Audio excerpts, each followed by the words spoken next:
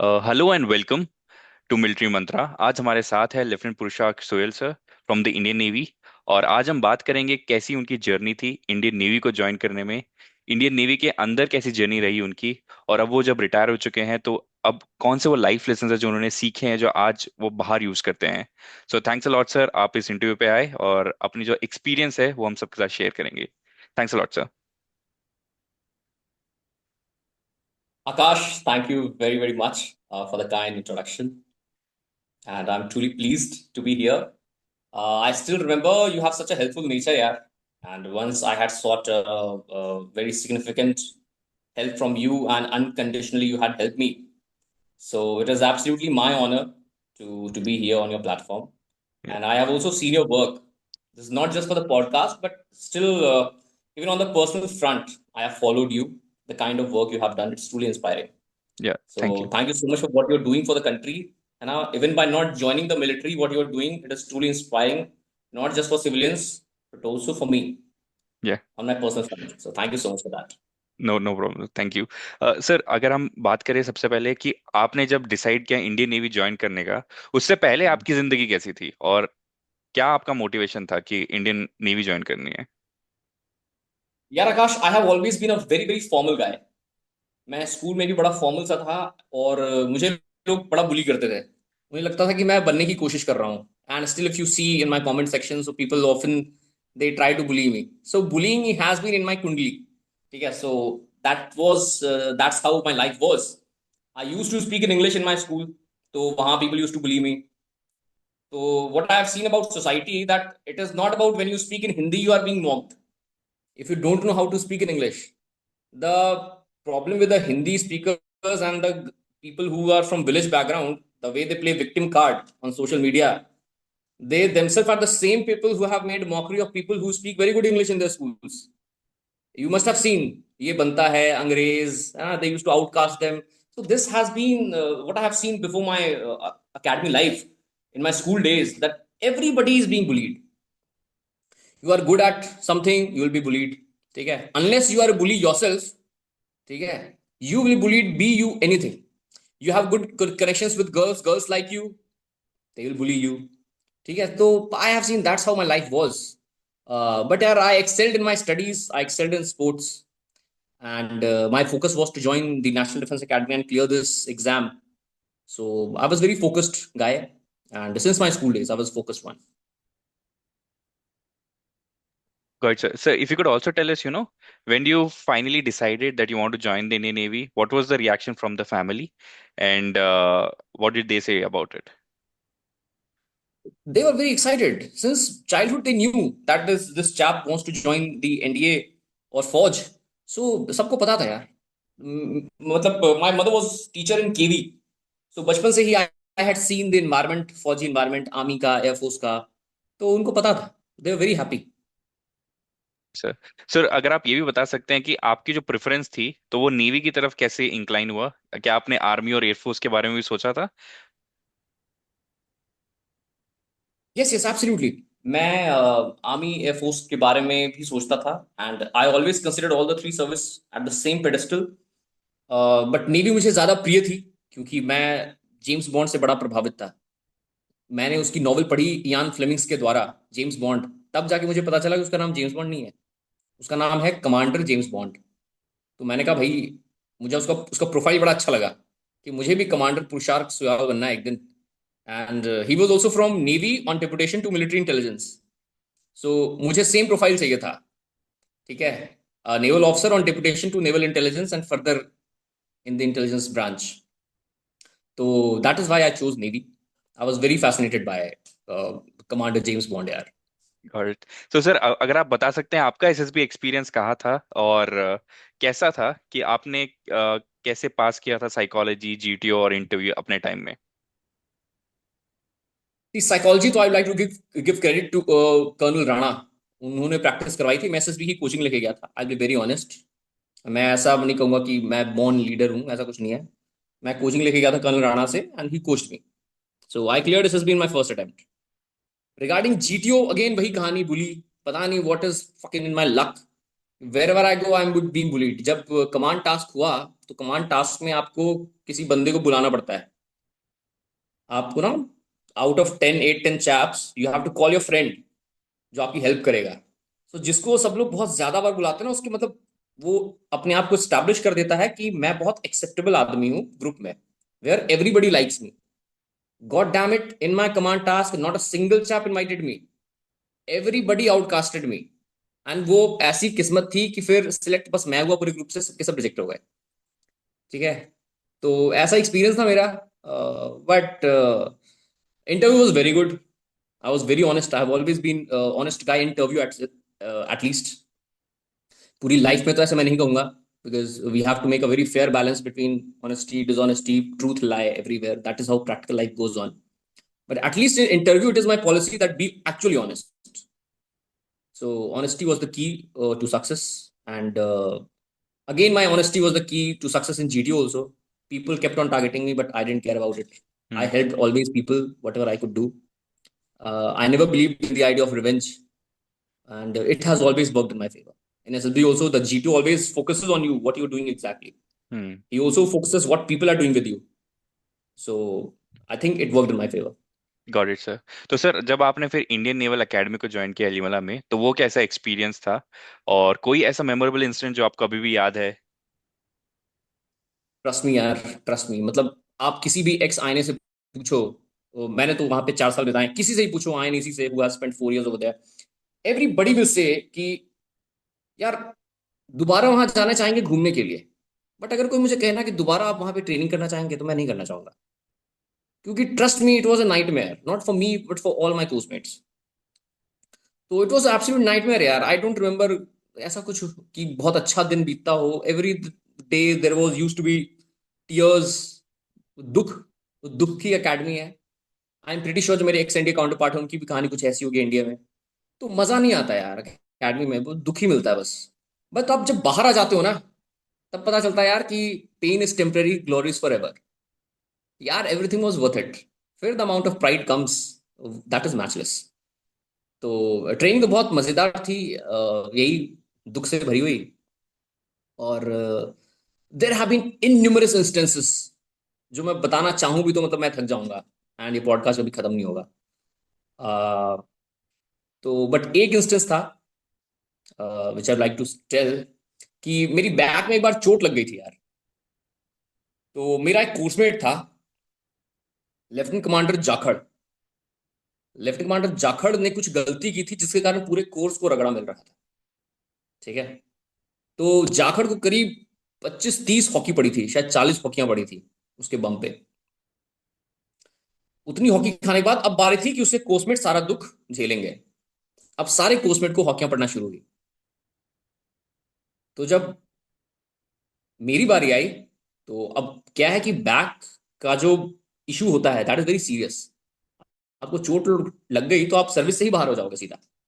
तो मैंने इंटीमेट किया, मैंने कहा कि सर आप मार लीजिए but I have actually problem in back.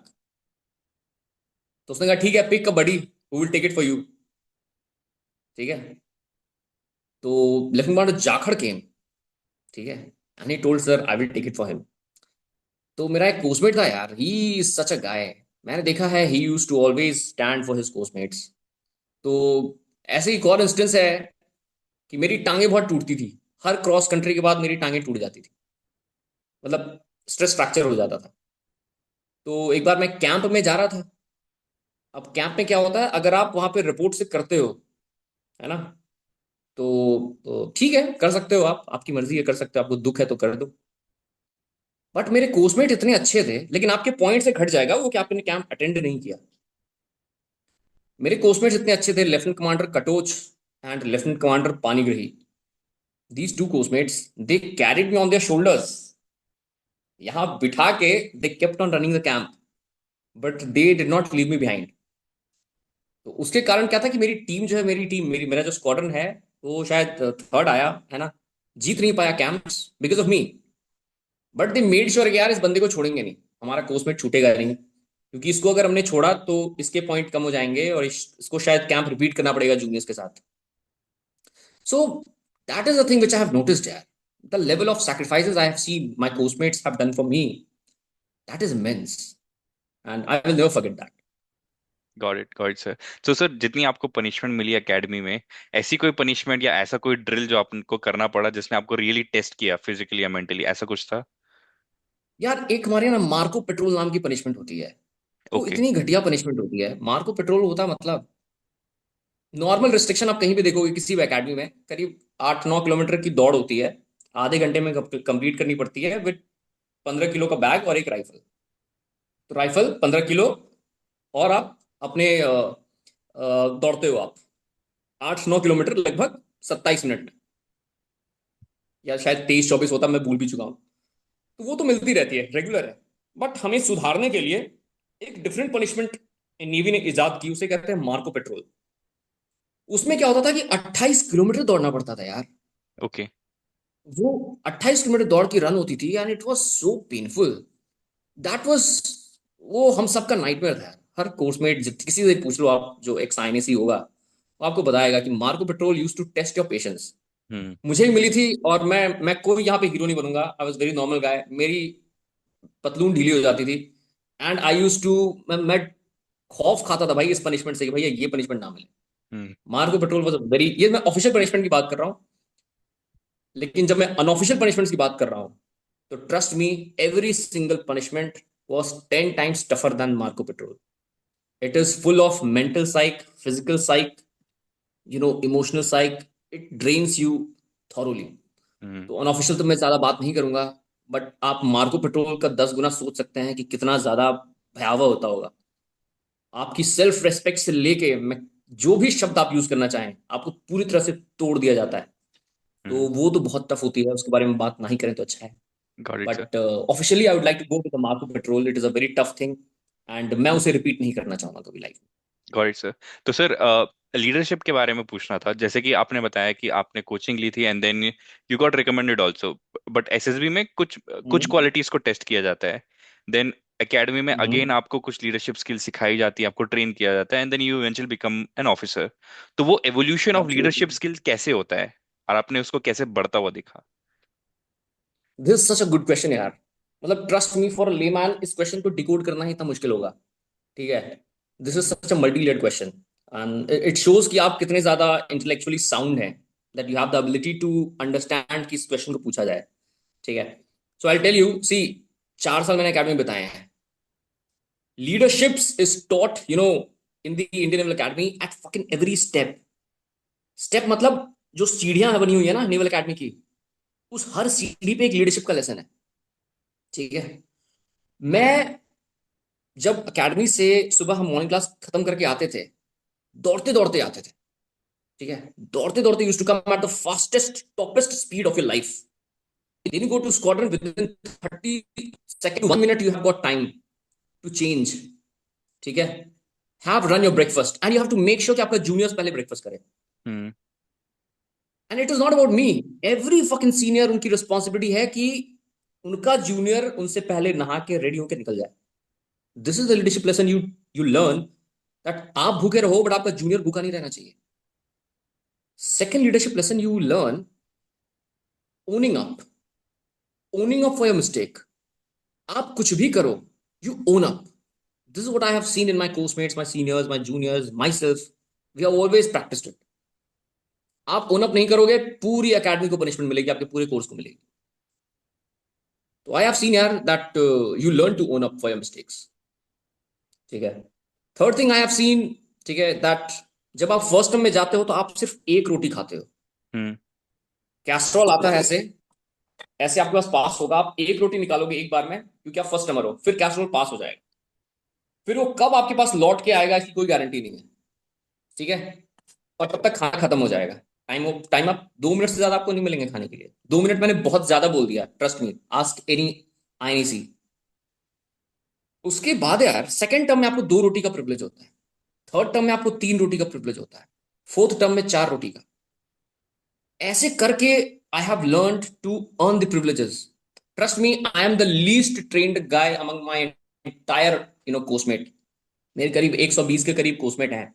उन सब में मैं सबसे लीस्ट ट्रेन्ड हूं। मेरी रैंक 120 में से करीब 111 थी। ओवरऑल मेरिट में 111 थी या शायद 98 थी, ऐसे थी। लगभग मेरे 80% कोर्समेट मेरे से ज्यादा अच्छे हैं। Trust me. सो अगर आप मुझे ऐसा देख रहे हो तो इमेजिन करो मेरे कोर्समेट कितने हाईली ट्रेंड होंगे, कितने बेस्ट होंगे, पब्लिक स्पीकिंग हो, स्पोर्ट्स हो, हर चीज में। ठीक है। Got it. सो ऐसे आप सीखते हो यार, एक एक टर्म में, एक रोटी से दो रोटी, दो रोटी से तीन रोटी। So you understand how to respect the privileges. Hmm. और थिंग आई लर्न यार, अकेडमी में ना सीढ़ियां बनी होती हैं जाने के लिए।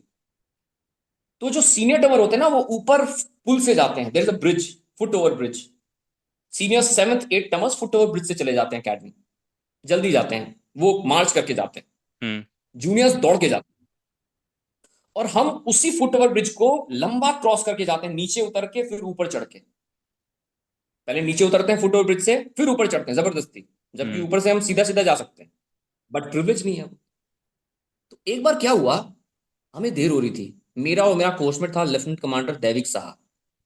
हम दोनों सेकंड टमर थे। हमें लगा यार कोई देख नहीं रहा है, फुट ओवर ब्रिज से चलते हैं, क्लास जल्दी पहुंच जाएंगे, वरना पनिशमेंट मिलेगी। और हमने स्मार्ट अटैक मारा। हमने जो सैचल होता है हमारा, ऐसे टांगते हैं, हाँ। जूनियर्स ऐसे टांगते हैं, सीनियर्स हाथ में पकड़ते हैं। हमने इसे यहां से निकाला, हाथ में पकड़ा, और ऐसे ऐसे मार्च करने लगे, ऐसे ऐसे करके। और मार्च करके चलने लगे कि कोई सोचे कि हम सीनियर हैं। तभी हमारा एक डिवीजन कैडेट एडजुटेंट था, डीसीएज होते हैं जो हम्म। डिसिप्लिन को मेंटेन करते हैं। एनडीए में शायद जो साब होते हैं, साब पार्टी, वो डिसिप्लिन मेंटेन करती है। प्लस कैडेट भी करते हैं, बट नेवल अकेडमी में टोटली ही कैडेट करते हैं। ड्रिल उस्ताद वहां नहीं रहता, सिर्फ it is a cadet controlled academy. तो वो डिवीजन कैडेट एडजुटेंट ने पीछे से बोला होल्ड। हमारी पैंट गीली हो गई, हमने कहा भैया अब तो होल्ड करना पड़ेगा। उसने हमें बोला tonight 2000 hours in front of cabin 12, division 1, achiever squadron. हम समझ गए, हम गए। क्लास से आए, वापस रात को पहुंचे। उस आदमी ने हमें लेग्स ऑन टॉप करवाया, सर ने, हमारे सीनियर ने। सेवन टमर थे वो। ठीक है। उनका नाम था अब तो कमांडर पीयूष। ठीक है। हम भूलेंगे नहीं सर को कभी। उल्टा लटकाया, पैरों को बांधा। ठीक है। रेलिंग पे हम उल्टे लटके थे। हमारे हाथ में पेन दी। ठीक है। और हमें लिखने के लिए कहा 1500 बार, फकिंग 1500 टाइम्स। और क्या लिखने के लिए कहा? I shall never over shoot my privileges. Hmm. अब ये सोचो, जिस बंदे ने उल्टा लटक के 1500 बार पेन से लिखा हो I shall never over shoot my privileges, उसके फकिंग नस नस में ये बात घुस गई होगी कि I shall never over shoot my privileges. हम्म।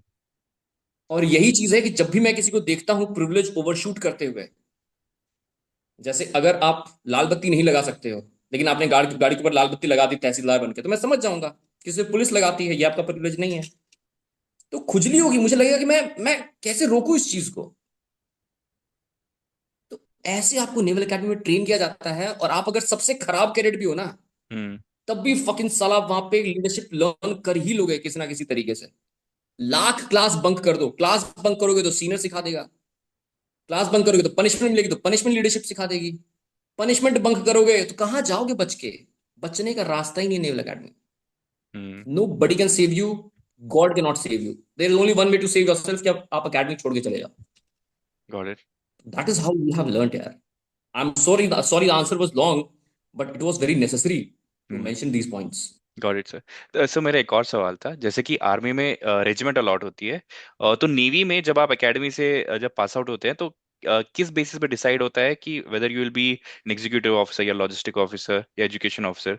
मेरे को पता है कुछ एंट्रीज भी होती हैं, बट जब आप एनडीए से जाते हैं तो कैसे डिसाइड होता है? Exactly. So NDA and naval academy का एग्जाम सेम होता है। Hmm. The NDA and naval academy examination conducted by UPSC. उसमें जो एनडीए नेवी भरते हैं वो एनडीए जाते हैं, जो नेवल अकेडमी भरते हैं वो डायरेक्ट नेवल अकेडमी जाते हैं। उनको NDA navy guys fourth year में ज्वाइन करते हैं। अब एनडीए नेवी गाइज होते हैं वो सारे के सारे एग्जीक्यूटिव होते हैं। हम्म। वो कभी जीवन में टेक्निकल नहीं हो सकते, वो एग्जीक्यूटिव ही रहेंगे। जो नेवल अकेडमी गाइज होते हैं, इनको फोर्थ टर्म में ऑप्शन मिलता है कि तुम टेक्निकल में कन्वर्ट करना चाहते हो। और टेक्निकल वालों को एक ऑप्शन मिलता है, क्या आप एग्जीक्यूटिव में आना चाहते हो? क्योंकि अलग से 10+2 टेक्निकल एंट्री स्कीम भी होती है हम्म। नेवी की, जिससे 4 साल के लिए टेक्निकल गाइज आते हैं based on their percent and JEE score. Correct. तो फोर्थ टर्म में हमारा ब्रांच एलोकेशन होता है, उसमें जनरली 90% एग्जीक्यूटिव वाले एग्जीक्यूटिव ही रहते हैं। मतलब जो यूपीएससी एंट्रीज आए हैं वो एग्जीक्यूटिव ही रहेंगे। ठीक है। टेक्निकल थोड़ा बहुत माइनर हेर फेर हो जाता है और ब्रांच चेंज हो जाती है हल्की सी। तो पहला तो वहां पे है। उसके बाद अभी रिसेंट कुछ आए हैं कि अब जो Indian naval academy course and x India है उनको भी लॉजिस्टिक्स मिलती है। हमारे टाइम तक ऐसा नहीं था। हमारे टाइम तक आप पास आउट होइए, उसके बाद सब कोर्सेज करिए। सब कोर्सेज के बाद एग्जीक्यूटिव वालों को ऑप्शन मिलेगा कि मरीन कमांडो बनना है, कि पायलट बनना है, कि आपको ऑब्जर्वर बनना है, मतलब नेवल एयर ऑपरेशन ऑफिसर बनना है, या किस ब्रांच में जाना है एग्जीक्यूटिव की, वो आपका सब कोर्सेज के बाद डिसाइड होगा। हम्म। बट फोर्थ टर्म में सिर्फ टेक्निकल डिसाइड होता है, टेक्निकल या एग्जीक्यूटिव। और टेक्निकल वालों में दो ब्रांच होती है, इलेक्ट्रिक एंड मैकेनिकल। तो फोर्थ टर्म में डिसाइड हो जाता है। मेरे समय तक ऐसा ही होता था। एंड उसके बाद आप ऑफिसर बनने के बाद फर्दर डिसाइड करते हो एग्जीक्यूटिव कि आप किस में जाओगे, एविएशन में, मरीन कमांडो में, या कम्युनिकेशन में, या सबमरीन में, कहाँ जाओगे आप। It is decided after you become an officer. Got it. तो सर जब आप ऑफिसर बन जाते हैं तो what did you choose and how was your first day when you landed at your base? See, मैं ऑफिसर बना, मैंने सोचा मैं तो ऑफिसर बन गया हूँ, मेरी लाइफ तो बहुत अच्छी है, पूरे जवानों पे मैं कंट्रोल हुकुम चलाऊंगा, मैं तो राजा हूँ। क्योंकि अकेडमी में तो राजा था मैं, एट टमर था। एट टमर मतलब भगवान। Eighth termer is God.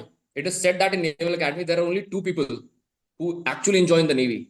First is the eighth termer, and second is the admiral himself, the chief of the naval staff. उसके बाद कोई एंजॉय नहीं करता है। ठीक है। सो मैं एट टमर बन के सोचो मैं कितनी शक्ति अर्जित करके गया था। और मुझे पता चला कि मेरी औकात कुछ नहीं है। पहले दिन मैं गया आईएनएस शार्दुल पे। तो हम तो ट्रेनी थे, ऑफिसर से सीधा ट्रेनी। हमें तो भैया आलू की बोरी दे दी मास साहब ने। मास सिक्योरिटी ऑफिसर होते हैं, उनका साहब आलू की बोरी उठाइए। हम आलू की बोरी उठाते थे और जवानों के जहाँ खाना बनता है वहां पे लेके जाते थे, ऐसे ढो के। मैं लिटरली ऐसे ऐसे ढोए हैं, मेरे मेरे कोसमेट ने। तो मैं ज्यादा टाइम अनफॉर्चुनेटली नहीं रह पाया, मेरा शिप जाने वाला था मॉरिशस।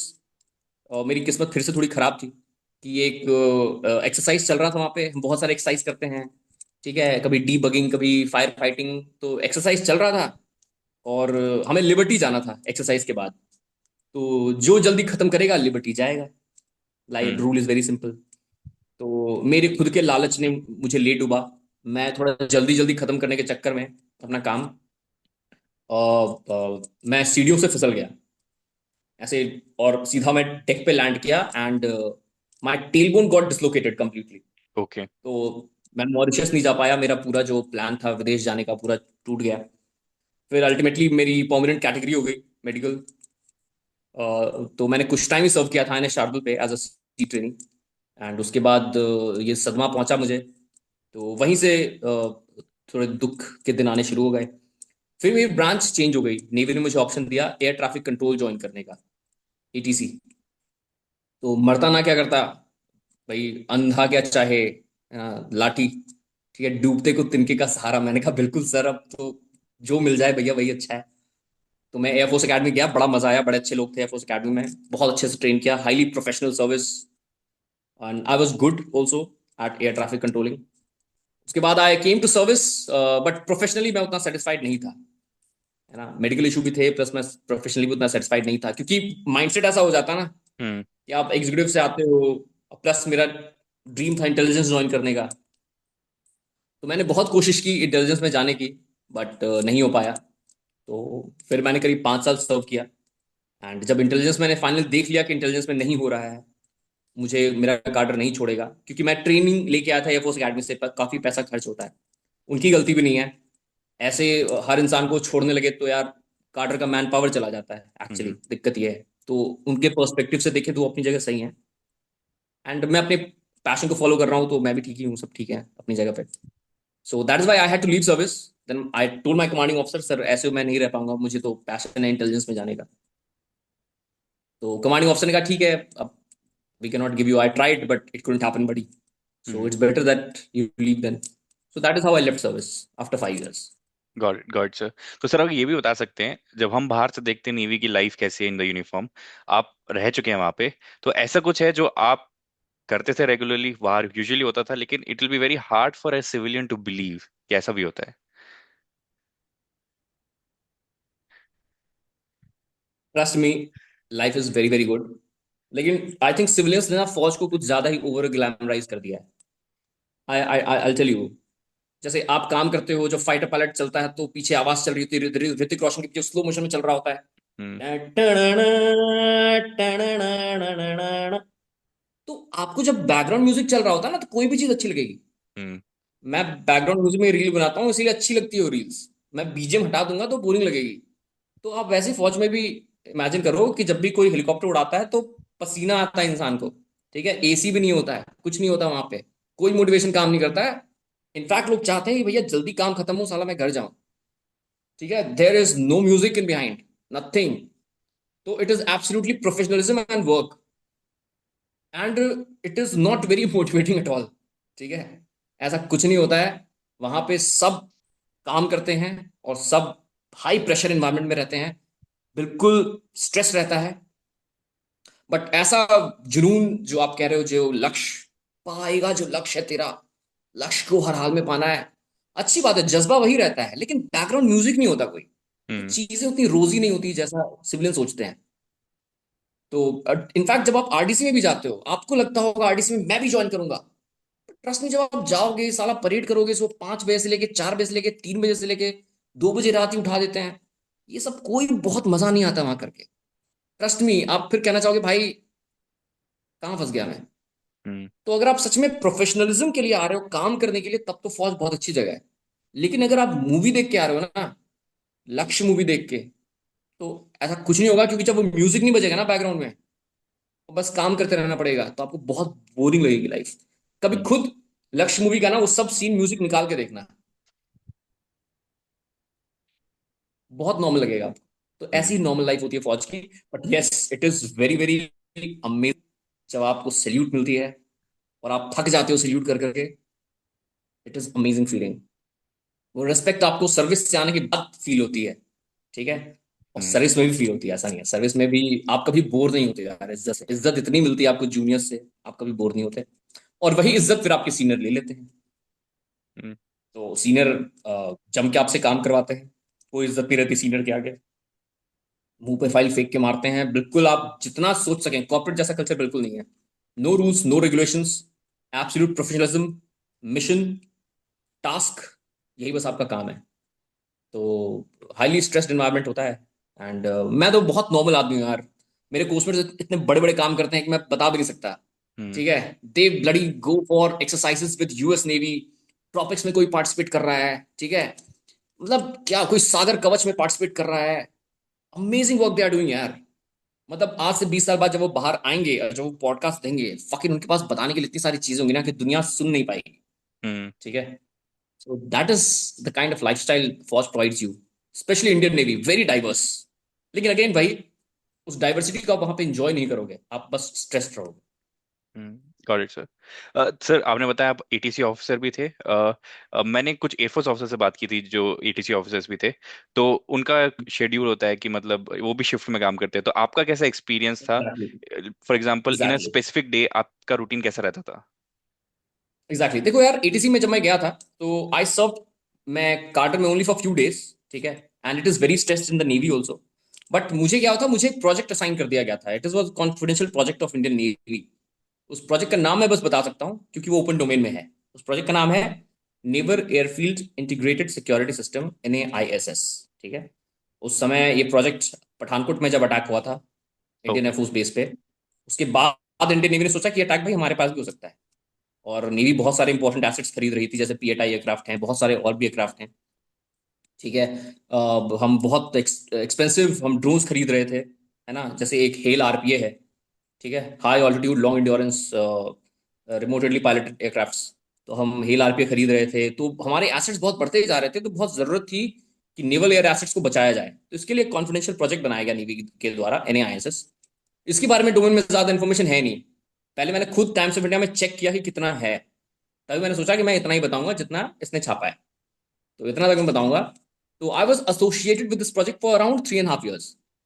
ठीक है, इनिशियल 1 year तो मैंने एक्सीडेंट के बाद मैंने काम किया as assistant works officer, administrative officer, staff officer, coordinator, ये सब काम किया मैंने, एडमिनिस्ट्रेटिव वर्क। उसके बाद मुझे डिप्यूटेशन भेजा गया इंडियन एयरफोर्स।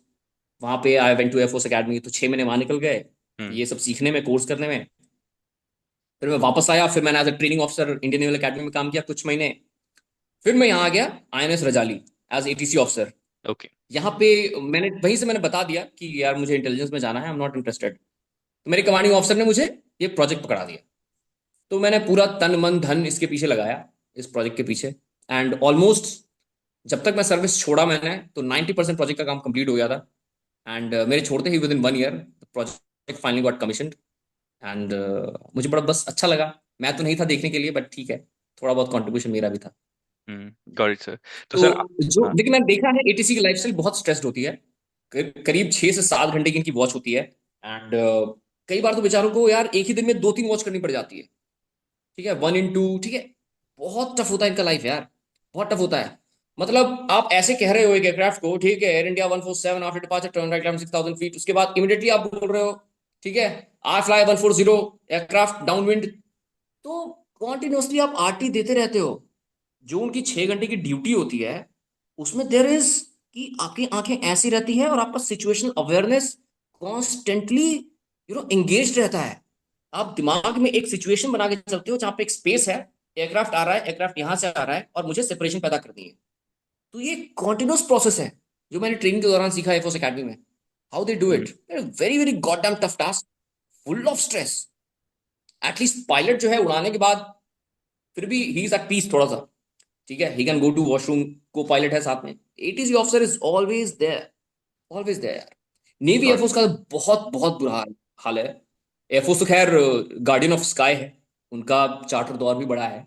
ठीक है, बट नेवी का भी कुछ कम नहीं है यार। जब आप गोवा में जाओगे, विशाखापट्टनम में जाओगे, हम्म। तो गोवा और विशाखापट्टनम का जो सिविल ट्रैफिक है वो भी इंडियन नेवी हैंडल करती है। ओके। तो it is a very very tough task कि फौजी काम भी आप ही को करना है और सिविलियन एयर ट्रैफिक कंट्रोल भी आप ही को करना है। तो बहुत स्ट्रेस्ड रहती है, ये दो bases are very very stressed, specially Goa. But got I sir. Was at relatively very chill base, है ना, उतना चिल तो नहीं बट रिलेटिवली चिल माना जाता है आईएनएस रजाली को। तो उतना हाई फाई ट्रैफिक वहां पे नहीं होता है। तो मैं ऐसा कुछ अपनी बहादुरी का बखान नहीं करूंगा, मुझे भगवान की दया से नॉर्मल बेस मिला। बट यही कोई अच्छा एटीसी ऑफिसर होगा तो वो दुखी होगा। हम्म। वो दुखी होगा कि उसे चिल एयरबेस मिला, क्योंकि आप चिल एयरबेस लेते हो तो आपको सीखने को नहीं मिलता है। हम्म। आपको टफ एयरबेस मिलेगा, तब आप सिचुएशनल अवेयरनेस क्रिएट कर पाओगे। ठीक है, तो आप और मेच्योर एटीसी ऑफिसर बनोगे। तो जो जो गोवा में पोस्टेड होते हैं, जो जो विशाखापट्टनम में पोस्टेड होते हैं, वो ए ग्रेड, अल्फा ग्रेड, अव्वल दर्जे के एटीसी ऑफिसर्स माने जाते हैं। और जो लोग मेरी तरह पोस्टेड होते हैं आईएनएस रजाली में या कहीं अंडमान के किसी छोटे से आइलैंड पे चले गए, ठीक है, तो ट्रस्ट मी हमारे पास उतना ऑपरेशन एक्सपीरियंस नहीं होता है। ठीक है, बट एनीवे मैं इस काम में था भी नहीं, मैं वैसे भी प्रोजेक्ट एनआईएसएस में था। ठीक है, तो मेरा सारा एक्सपीरियंस जो है वो प्रोजेक्ट एनआईएसएस का ही है। Got it sir. तो सर आपने मेरे को एकेडमी लाइफ में बताया कि आपका जो ब्रदरहुड camaraderie था ड्यूरिंग कैंप्स, तो ड्यूरिंग दी सर्विस लाइफ भी आपका कोई ऐसा एक्सपीरियंस था जहाँ पे आपको ब्रदरहुड या camaraderie दिखा और जो आपको अभी भी याद है? एवरी डे ऑलमोस्ट यार, it is a very day to day event. camaraderie is something which happens at every step। जैसे आपका एटीसी ऑफिसर है, ठीक है, वो कहीं छुट्टी चला जाए, ठीक है, तो जस्ट बिकॉज वो छुट्टी जा पाए, somebody else has to do his duty। तो देखो, फौज का काम कभी नहीं रुकता है। हम्म। फौज को भैया काम चाहिए। तो आप नहीं काम करोगे तो आपका काम कोई और करेगा। So this a camaraderie। People are absolutely, they don't complain, they're not jealous। had it been corporate, the things would have been different। but a fauji takes over, he takes over, यार तू छुट्टी जाए, it's okay, I'll do your duty। so that is what I have seen in my ATC cadre, and I'm pretty sure similar things happen on board ships also। ठीक है, communication officer नहीं है, gunnery officer नहीं है, एक बंदा छुट्टी पे जाता है तो दूसरा ऑफिसर उसका काम करता है। ठीक है, same thing happens with jawans also. Jawans में तो खैर एक जवान की वर्टिकल स्पेशलाइजेशन होती है। अगर जवान चला जाए तो सच में एक इलेक्ट्रिकल का बंदा मैकेनिकल काम नहीं कर सकता है, मैकेनिकल काम वो नहीं कर सकता है। ठीक हम्म। है, बट ट्रस्ट मी, सीओ छुट्टी चला जाए तो नेविगेटिंग ऑफिसर उसका काम कर सकता है। ठीक है, तो थोड़ी बहुत इंटर ऑपरेबिलिटी होती है ऑफिसर कार्डर में, आप इंटर ऑपरेबल होते हो। And this is the thing यार which I see day to day. And moreover मुझे कभी ऐसे वॉर में जाने का तो मौका मिला नहीं कि मैं खुद से देखूं कि बुलेट लगी है, मेरे मेरे मेरा पोस्टमेट आगे आ गया, गोली ले ली, और ऐसा तो मैं नहीं बता सकता हूँ क्योंकि ऐसा एक्सपीरियंस जनरली हमारे यहाँ होता नहीं है। हम्म। है ना, थैंकफुली हम चाहते भी नहीं कि इंडियन नेवी कभी ऐसे फॉर फाइटिंग ऑपरेशन रोल में जाए, because it will not be good for the enemy nation and world global order के लिए सही नहीं होगा। हम्म। कोई भी देश अपनी नेवी नहीं भेजता, नेवी का भेजने का मतलब है absolute final destruction. Navy only send once you are made up a mind कि आप आर या पार। ठीक है, तो जब तक आप एस्केलेशन लैडर में एक प्रोपोर्शनल वे में अटैक करना चाहते हो, you use your land forces and in a very proportionate way air force also. But आप नेवी यूज करोगे तो it is gonna be disastrous. ठीक है, गॉट इट सो सर। भगवान ने करे ग्लोबली ऐसी कभी नौबत आए भी। तो मेरे पास यार ऐसे वॉर फाइटिंग एक्सपीरियंस तो बिल्कुल नहीं है, तो मैं उसके बारे में नहीं बोल सकता हूँ ज्यादा। गॉट इट सर, आपने जो बताया वो एस्केलेशन मैट्रिक्स वाला, that is something similar to what operation Sindoor के दौरान जब कॉन्फ्रेंस में नेवी के, तो उन्होंने सिमिलर चीज बोली थी कि Oh yeah, exactly, absolutely यार। सी, बट नेवी इज एब्सोल्युटली, आप सोचो नेवी कितनी ज्यादा केपेबल है कि दे आर, मतलब मैं सच बता रहा हूँ, जिस दिन वॉर होगी ना, war will be considered just a war game. Hmm. Because navy continuously keeps on fighting war, वो वॉर गेम्स एब्सोल्युटली खेलती रहती है। It is never sitting idle. मैंने अपने एक रील में बोला था कि स्वर्ग नर्क कहाँ है। मैंने स्वर्ग की डेफिनेशन दी थी। स्वर्ग वहां है जहां आर्मी का बंदोबस्त हो, नेवी की पोस्टिंग हो और एयरफोर्स का वर्क कल्चर हो।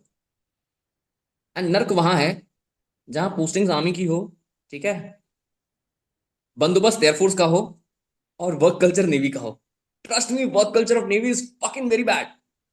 ठीक है, वहां पे अगर शिप रिफिट पे भी है ना, जब कुछ नहीं है, मतलब डॉक यार्ड में है शिप, कुछ नहीं कर रहा है, ठीक है, रिफिट पे है, तब भी ऑफिसरों की लगी रहती है।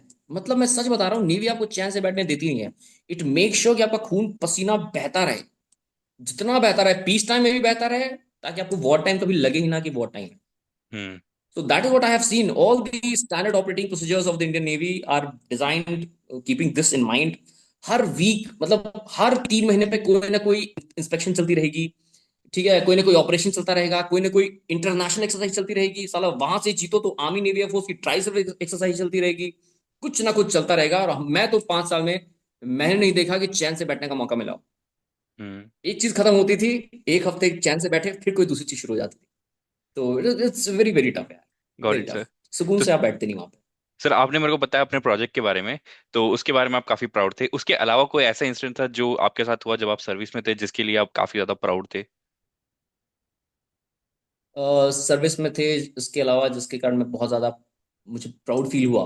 हम्म। हाँ यार, मैं इंडियन ओशन नेवल सिंपोजियम एक होता है, ठीक है, इंडियन ओशन नेवल सिंपोजियम, उसको कोऑर्डिनेट करने के लिए मुझे बुलाया गया था, है ना। And it is international symposium, करीब 39 नेवीज आती हैं पूरी दुनिया की। ठीक है, तो उसको कोऑर्डिनेट करने के लिए मुझे अपनी यूनिट से स्पेशली बुलाया गया था। ठीक है, तो that was something very honourable thing for me. But ऐसा नहीं है, बहुत सारे अफसरों को बुलाया गया था। बट ठीक है, मेरा भी सिलेक्शन उन अफसरों में हुआ, तो मेरे मेरे जैसे छोटे, उसमें सब लेफ्टिनेंट था। सब लेफ्टिनेंट के लिए बड़ी बात है। बट इससे ज्यादा तो नहीं यार, क्योंकि मैं क्या कहूँ, I have been a very normal average officer. आप खुद सोचो, मैं एवरेज ऑफिसर रहा हूँ, एवरेज कैडेट रहा हूँ। ठीक है, उसके बाद नॉर्मल मिली है। ऐसा भी नहीं कि मैं तोप कोई सबमरीनर रहा हूँ जो पाकिस्तान के अंडर वाटर में उनको, है ना, पीएनएस गाजी का सिग्नेचर क्रैक कर लिया मैंने, ऐसा भी कुछ नहीं है। तो मैं तो कुछ बोलूंगा तो वो झूठी होगा यार कुछ। हम्म। मैं देखो, दूसरों की कहानी पढ़ के मैं नहीं बताना चाहता। ठीक है, ऐसी कहानियां तो मैं बहुत बता लूं, बट वो मेरी कहानी नहीं होगी। मेरी कहानी हम्म। बहुत सिंपल रही है। ठीक है, I have been a very normal guy. But yes, मेरा जो शौर्य जो थोड़ा बहुत है वो एकेडमी का है। 4 साल बिताना was very very tough. But trust me, the life of service is livable. आप जी सकते हो। आपने अगर 4 साल की ट्रेनिंग की है, तो आप सर्विस में, आपको कभी ऐसा नहीं लगेगा कि आप फंस गए। सर्विस आपको बहुत अच्छी लगेगी उस हिसाब से। Got it sir. तो बस यही मेरी कहानी है। तो सर, जी जी, आप जब रिटायर हुए और उसके बाद आपकी जर्नी कैसी है? आप अभी क्या परस्यू कर रहे हैं? एब्सोल्युटली यार। उसके बाद आई हैड मेड, सर्विस से आने के बाद I open my own NGO, because I wanted to serve my state in some capacity. मेरा एनजीओ फोकस करता है कल्चरल प्रिजर्वेशन ऑफ उत्तराखंड। ठीक है, और माइग्रेशन को कैसे रोका जाए, सेल्फ सस्टेनेबल विलेजेस कैसे बनाए जाएं। क्योंकि एक हर सिटी की कैपेसिटी होती है जहां पे वो किसी इंसान को रख सकती है। जैसे मानो यार, आकाश, हम सब सपना बना ले कि मुंबई जाके रहेंगे। भाई, वो सपना एक फिक्स लोग ही देख सकते हैं, उसके बाद वो देखोगे तो मुंबई एक्सप्लोड हो जाएगी। हम्म। तो बेहतर यही होगा कि सब सपना ना देखें। इसके लिए मुझे इंदौर वालों को बताना होगा कि भाई इंदौर भी अच्छा है, इंदौर में रह के भी तुम वो सब काम कर सकते हो। मुंबई जाना is not the ultimate dream of life. So that is what I want to tell my people, that the villages of Uttarakhand are becoming ghost villages. So my NGO is focusing on that कि cultural preservation हो। उसके बाद demographic changes ना हो। See, I don't want to say that, but ये देवभूमि है। देवभूमि मतलब यहाँ के अपने कल्चर्स हैं। हम देवताओं में विश्वास करते हैं, हमारे अपने कल्चर्स हैं। तो अगर कुछ मोनोथीस्टिक रिलीजन जो हैं, अगर वो यहाँ आ जाएंगे तो वो हमारे साथ रह नहीं पाएंगे, दिक्कत उनकी है। हम तो सबके साथ रह लेते हैं। हम तो सर्वे भवन्तु सुखिनः सर्वे सन्तु निरामया में विश्वास रखते हैं। वसुधैव कुटुंबकम, अयम निजा परो वेति गणानाम लघु चेतनम उदार चरितनाम तु वसुधैव कुटुंबकम, मतलब सब वसुधा हमारी धरती है। बट कुछ ऐसे मोनोथीस्टिक रिलीजन है जिनको लगता है कि उन्होंने अगर किसी चीज को भगवान माना है तो वही एक भगवान है, उसके अलावा कुछ भगवान नहीं है। तो ऐसे लोग जब उस डाइवर्स प्लेस पे आएंगे तो उसकी डाइवर्सिटी को खत्म करने का प्रयास करेंगे। और हम्म। वो कहीं ना कहीं हो भी रहा है।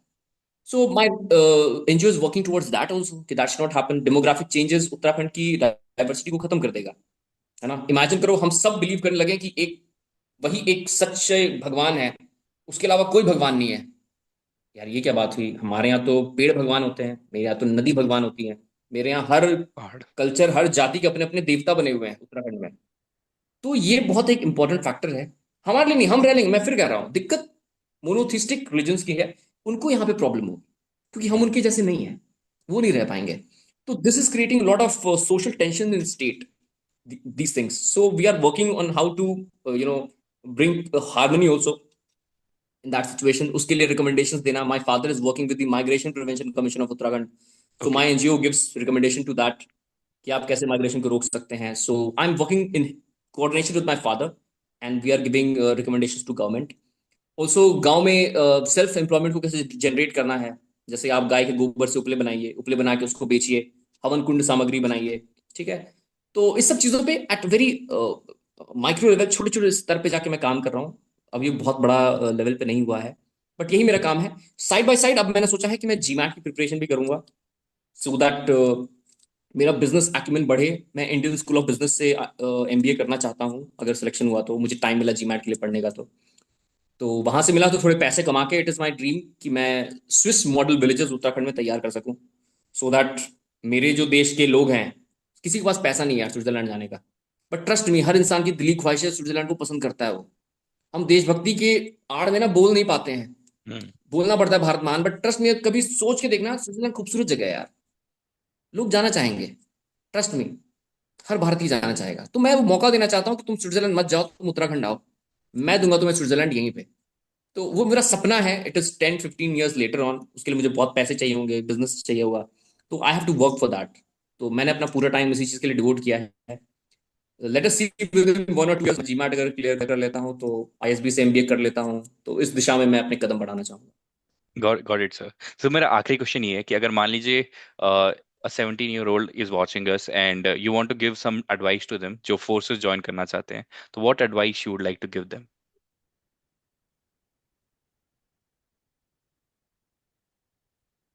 Late discipline be your weapon, consistency be the trigger, and keep firing until success surrenders. ठीक है, ये मैंने अपनी एक रील में बोला था, but that's what I believe in. कि आपका जो भी लक्ष्य है, कुछ भी बनना है आपको, या आपको धोबी बनना है तो फकिंग ऐसा धोबी बनो कि साला दूसरों का बिजनेस चौपट हो जाए। फिर फायदा क्या? धोबी कोई काम छोटा नहीं है यार, बट आदमी छोटा होता है। भाई लेट अस नॉट गिव कि कोई आदमी छोटा है, आदमी छोटे होते हैं। मैं अंबानी से छोटा हूं। अंबानी के पास जेड प्लस सिक्योरिटी, मेरे पास नहीं है। कब तक हम इस मीठी मीठी बातों में जीते रहेंगे कि सब इक्वल होते हैं? सब इक्वल नहीं होते हैं। हम्म। एक 1 मिलियन सब्सक्राइबर वाला यूट्यूबर मुझसे बड़ा कंटेंट क्रिएटर है यार। मैं रणबीर इलाहाबादिया नहीं हूं, मैं उससे छोटा हूं।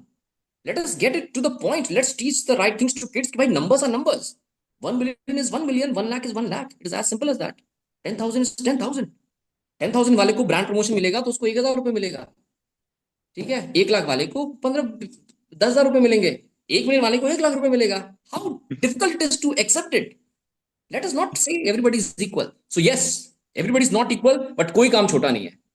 काम करने का तरीका भले छोटा हो सकता है, आपका तरीका आलसी भरा हो सकता है, तरीका पकड़ो यार। मैंने नेवल अकेडमी में सीखा है कि fucking you send me, you make me beggar today. मैं ट्रस्ट मी, मैं आज भी अगर भीख मांगू ना जाके कनॉट प्लस पे, ट्रस्ट मी मैं भिखारियों का धंधा चौपट कर दूंगा साला। मैं सबसे ज्यादा पैसे कमा के लाऊंगा वहां पे। ठीक है, तो this is the attitude which naval academy has given me. You go with fucking this attitude, make discipline, be creative, be consistent, and success होगी यार। सक्सेस को साला मजबूर करना पड़ेगा। कैसे नहीं चुमेगी कदम भाई, गर्दन पकड़ के साला उसको पकड़ो पीछे से, पैरों में घसीट के लाओ उसको, सक्सेस को। उसके लिए डिसिप्लिन को अपना वेपन बनाना पड़ेगा।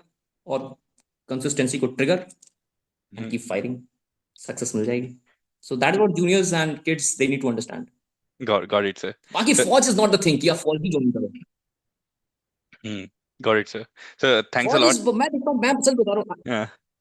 ये just one thing, I like to tell कि I often see people want to become an officer because they think कि फौज में ऑफिसर बनना आसान है। हम्म। वो क्या करते हैं, एसएससी सीजन में पैर रख देते हैं और साथ में एफकैट सीडीज देते रहते हैं। मैंने कहा यार डोंट डू दिस। फौज में तब आओ जब तुम्हारा पैशन फौज है। क्योंकि जब तुम अपने पैशन को ही करोगे ना तो तुम्हें लगेगा नहीं कि तुम कुछ कर रहे हो, तुम्हें फकिंग फील ही नहीं होगा। ठीक है। और तुम फौज में ऑफिसर बनने की चाहत में आओगे कि ऑफिसर बनूंगा तो बंदी मिलेगी, बॉल पार्टी होगी, और यही सब तुम्हारा ड्रीम है इसलिए ऑफिसर बनना चाहते हो, तो फिर तो यार फौज के साथ भी गद्दारी है। ठीक है। This is not the kind of people we want. ठीक है। तो आप एक्चुअली पैशन देखो, आपका पैशन कहाँ है। पैशन फौज है तो फौज ज्वाइन करो, पैशन कुछ और है तो वो करो यार। हम्म। है ना। Got it sir. Sir thanks a lot, आपने इतना टाइम दिया और शेयर किया अपना एक्सपीरियंस फ्रॉम द एकेडमी, और काफी थैंक यू जोशीले आकाश। बातें भी की आपने। तो I hope lot of people जो सुनेंगे वो काफी ज्यादा मोटिवेटेड फील करेंगे। So thanks a lot again sir for your time. Thank you so much Aakash, the pleasure was mine, absolutely. Take care, take care. Thank you.